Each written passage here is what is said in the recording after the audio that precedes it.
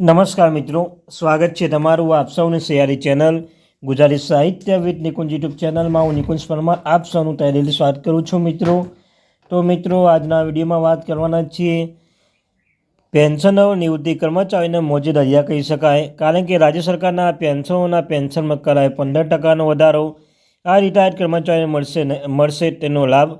તો મિત્રો વિડીયો શરૂ કરતા પહેલાં ચેનલમાં નવા છો ચેનલ સબસ્ક્રાઈબ કરી લો, વિડીયો લાઇક કરી લો। તમને આ ચેનલ પર મિત્રો સરકારી કર્મચારી, નિવૃત્ત કર્મચારી, પેન્શનધારક બાબતે હરેક અપડેટ મળતી રહેશે।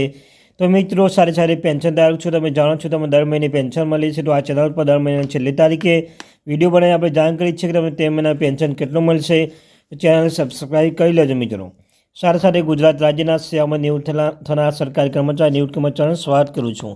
તો વિડીયો શરૂ કરતાં પહેલાં આપણી જે વોટ્સઅપ ચેનલ છે, ટેલિગ્રુપ બંને બનાવે છે, લિંક ડિસ્ક્રિપ્શન મૂકું છું, અવશ્ય જોઈન થઈ જજો મિત્રો। વોટ્સઅપ ગ્રુપ છે, ટેલિગ્રુપ બંને જગ્યાએ અવશ્યથી જોઈન થઈ જજો। ચાલો જાણીએ વિગતવાર માહિતી। તો સૌપ્રથમ મિત્રો ગુજરાત પેન્શન સમાચારમાં ગુજરાત રાજ્યના પેન્શનોના પેન્શનમાં 3 ગણો વધારો ઉપરાંત મોંઘવારી ભથ્થામાં પણ 3 ગણો વધારો।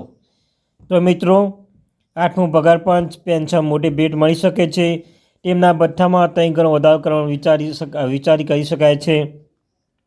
આ વધારો પાયો કેન્દ્રીય રાજ્યમંત્રી ડૉક્ટર જીતેન્દ્ર સિંહના અધ્યક્ષતામાં મળેલી સ્થાયી સમિતિ ઓફ વોલન્ટરી એજન્સીમાં સ્કોવાની 34મી બેઠકમાં નાખવામાં આવ્યો હતો।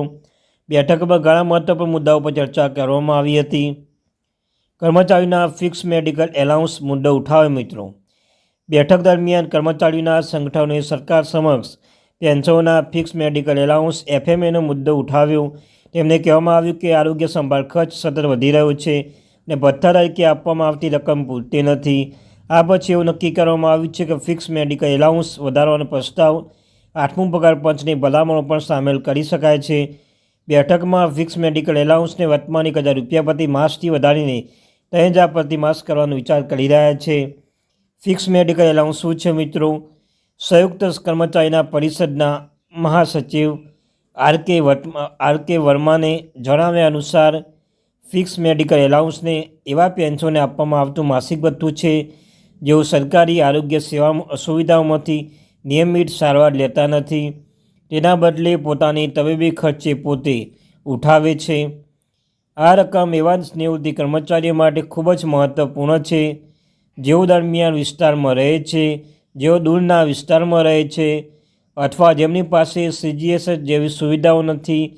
હાલમાં FMA દર મહિને 1000 છે, જે છેલ્લે 2014માં સુધારવામાં આવ્યો હતો, ત્યારથી આરોગ્ય સેવાઓ, દવાઓ અને ડૉક્ટર ફીનો ખર્ચ ઘણી વધી ગયો છે।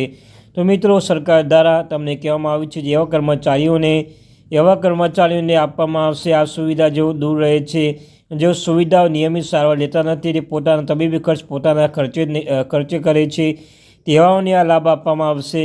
સાથે જેઓ પણ દૂર વિસ્તારમાં રહે છે અથવા જેમની પાસે CGS જેવી સુવિધાઓ નથી અને તેઓ હાલમાં FM દર મહિને 1000 છે, તેઓ 2014માં સુધારવામાં આવ્યો હતો, તે આરોગ્ય સેવામાંથી દવા ડૉક્ટર ફીનો ખર્ચ ઘણો વધી ગયો છે મિત્રો। સંસદીય સ્થાયી સમિતિ ભલામણ કરી હતી। સ્કોવાની 34મી બેઠકમાં પેન્શનને લગતા ઘણા મુદ્દાઓ પર ચર્ચા કરવામાં આવી હતી। આ દરમિયાન પેન્શન અને પેન્શન કલ્યાણ વિભાગ DOPWPW સંસદીય સ્થાયી સમિતિના ભલામણનો ઉલ્લેખ કર્યો હતો। આ સમિતિના ફિક્સ મેડિકલ એલાઉન્સમાં એટલે કે ભથ્થામાં 3 ગણો વધારો કરવાની ભલામણ કરી હતી। નાણાં વિભાગ પણ આ દરખાસ્ત સાથે સંમત થયો છે। આનાથી આશા જાગી છે કે તેઓ 8મું પગાર પંચમાં TORમાં સામેલ કરી શકાય છે મિત્રો। તો આ હતી માહિતી। Thank you very much.